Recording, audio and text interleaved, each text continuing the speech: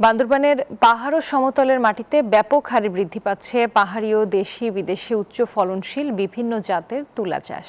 বান্দরবানে উৎপাদিত এসব তুলা পোশাক তৈরিতে কাঁচামাল হিসেবে দেশের গার্মেন্টস সেক্টরে বড় ধরনের ভূমিকা রাখছে। এইচ.এম. সম্রাটের পাঠানো তথ্যচিত্রের ডেস্ক রিপোর্ট। এক সময় জুমিয়া কৃষকরা শুধু জুম খেতেই তুলা চাষ করতেন।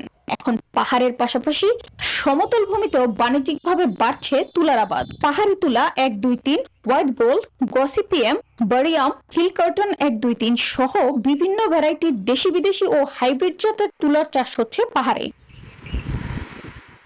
বান্দরবান সদর উপজেলার কুহালং, রেসা, বালাঘাটা, চিম্পুক সহ রোয়াংছড়ি, রুমা, থানচি, লামা, আলীকদম ও নাইখাছড়ির ব্যাপক হারে বৃদ্ধি পেয়েছে তুলা চাষ। প্রতিকানি জমিতে উৎপাদন হচ্ছে 13 থেকে 14 মন তুলা।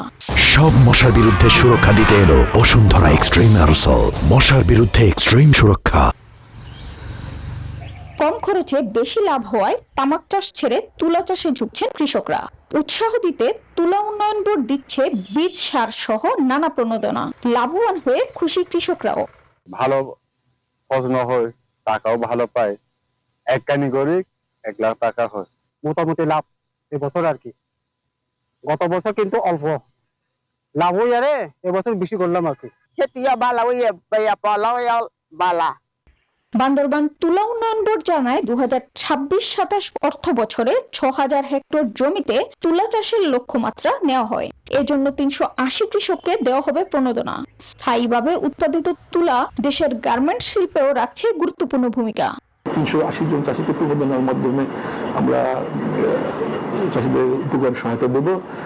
তো প্রত্যেক চাষি 25 কেজি ইউরিয়া, 50 কেজি টিএসপি এবং 50 কেজি এনওপি সার পাচ্ছেন, সাথে বালাইনাশক এবং পিজিআর পাচ্ছেন।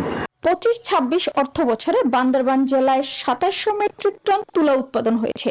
আর আগামী 26-27 অর্থ বছরে 6000 হেক্টর জমিতে তুলা চাষের লক্ষ্যমাত্রা ধরা হয়েছে। Desk report, news 24।